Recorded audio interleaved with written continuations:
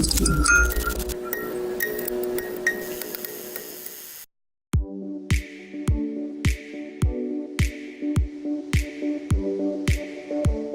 palais des sports zany no atao zay zany ny information lehibe indrindra ngambany ny daty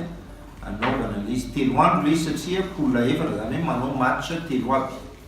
manao match telo aby équipe tsirairay aby zany isan'andro manao match 15 16 17 dia misy match roa isan'andro zany de zay no atsika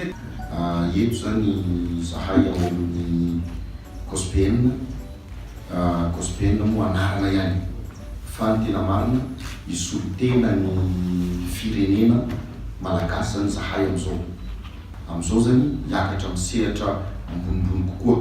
mitodika amin'ny petit fanatanjahantena, mitodika amin'ny petit baskety ary indrindrandrindra am'izay namana rehetrarehetra izay hanampy